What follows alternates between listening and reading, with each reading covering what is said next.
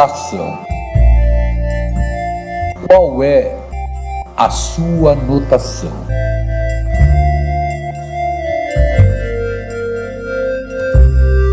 Para que serve? Você sabe o que é ação própria, ação imprópria, fração aparente? Como reduzir a fração ao mesmo denominador, sem alterar o seu significado? Exercitar para a fração a comparação, a soma e a subtração. Estes serão os assuntos abordados nesta primeira aula sobre fração.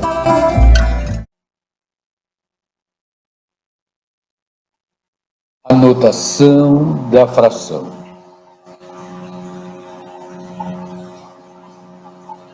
Temos duas possibilidades, A sobre B, ou A, que é o nosso numerador, sobre B, que é o nosso denominador. Ok, mas o que ela representa? A sobre B. Devemos selecionar algo para ser estudado e, eventualmente, dividido e ter partes tomadas. Consideramos o quadrado e o dividimos em 4 partes iguais.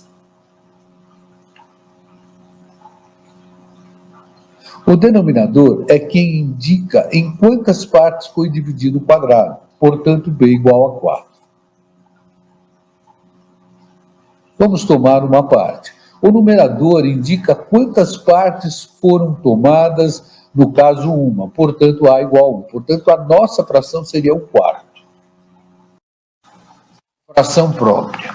É assim chamada quando o numerador for maior que o denominador. Entendi, x maior que y. Fração imprópria. Nada de pensar bobagem. Só é mais uma condição da fração, onde o numerador é maior do que o denominador. Entendi, x maior que y. É isso que dá origem ao número misto? Isso mesmo, o estudaremos na aula 2 de fração.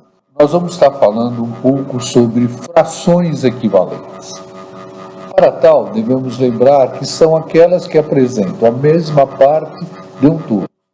Vamos considerar alguns exemplos. No nosso primeiro exemplo, nós estamos considerando uma fração própria, já que o denominador é maior do que o numerador. Se eu multiplicar o numerador e o denominador pelo mesmo número, eu não altero, porém eu vou obter uma fração equivalente. Nesse caso, desse exemplo, eu vou multiplicar por 2, tanto o numerador quanto o denominador. Então eu passaria a ter uma fração equivalente, própria também, 6/8. Agora vamos considerar uma fração imprópria, ou seja, aquela que o numerador é maior que o denominador. Então vamos considerar essa daqui, 3/2. E novamente eu vou multiplicar o numerador e o denominador pelo mesmo número. Então eu vou obter uma fração imprópria, mas equivalente à primeira. Então no caso, se eu multiplicar por 2, eu vou ficar com 6/4. Vamos ver isso através de figuras. Então vamos considerar aqui um todo que foi dividido em 2 partes. Agora, um todo que será dividido em 4 partes e um todo que foi dividido em 8 partes. Vamos recordar que a divisão do todo é sempre indicada pelo denominador. Então, na primeira figura, o meu denominador será 2, na minha segunda figura, o meu numerador será 4, e na minha terceira figura, o meu denominador será 8. Por outro lado, agora, se eu tomo metade da primeira parte, do primeiro exemplo, eu lembro que o que eu tomo vai ser representado no numerador. Então, eu tomei uma parte da primeira, então eu fico com fração própria meio. Na segunda figura, eu vou agora tomar 2 partes. Se eu tomei 2 partes, o meu numerador será 2. Então eu passaria a ter 2/4. Observe que meio e 2/4 são frações equivalentes. Por quê? Porque a segunda foi obtida da primeira, onde eu multipliquei tanto o numerador como o denominador por 2. Na última figura, nós vamos tomar 4 partes. Se eu tomei 4 partes, o meu numerador será 4. E observe novamente, olha, meio para 4 oitavos, eu multipliquei numerador e denominador por 4. Então, eu tenho também frações equivalentes. Espero que tenha ficado claro. As perguntas são forma de energias para o cérebro, elas que nos fazem ir adiante. Exercícios para o cérebro. Vamos praticar isso através da seguinte pergunta: como reduzir frações ao mesmo denominador sem alterar o significado delas? Vamos aprender fazendo. Considere a fração própria 2/3. Uma outra fração própria, 4/5. Considerando que 3 e 5 são números primos, ou seja, divisível por 1 e por eles próprios, vamos pegar o primeiro e multiplicar o numerador por 5 e também o seu denominador por 5. E vamos ver o que vai acontecer.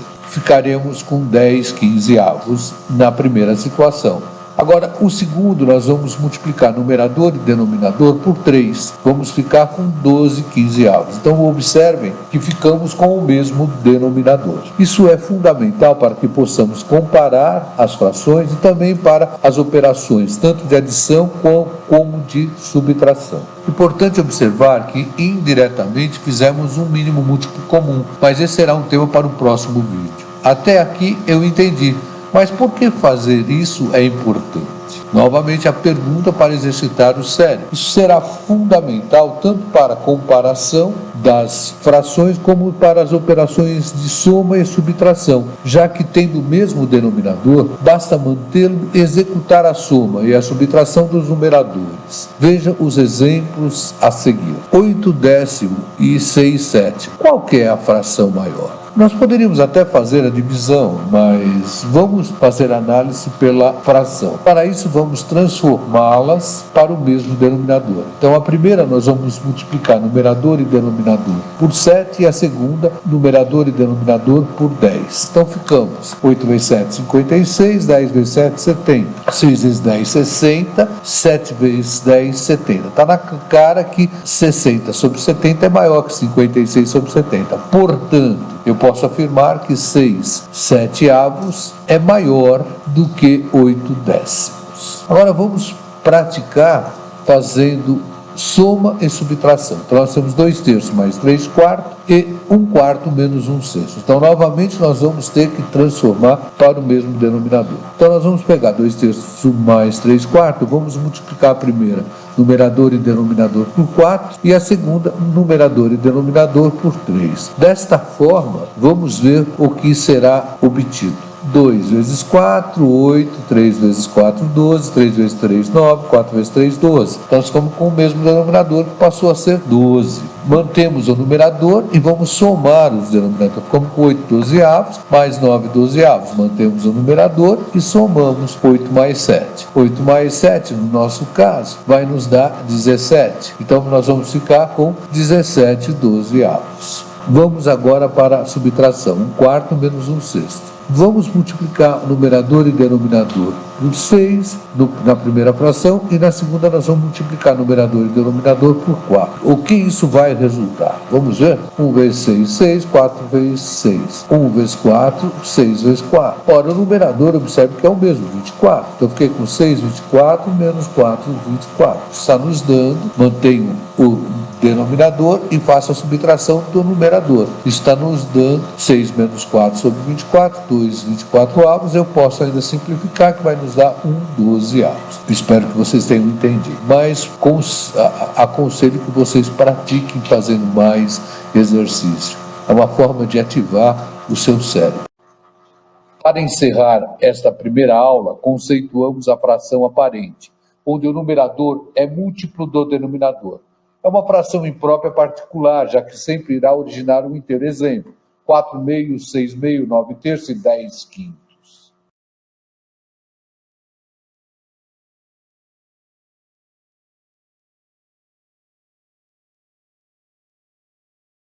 Primeiro, Enem 2011. O Pantanal é um dos mais valiosos patrimônios naturais do Brasil. É a maior área úmida continental do planeta, com aproximadamente 210 mil quilômetros quadrados, sendo 140 mil quilômetros quadrados em território brasileiro, cobrindo parte dos estados de Mato Grosso e Mato Grosso do Sul.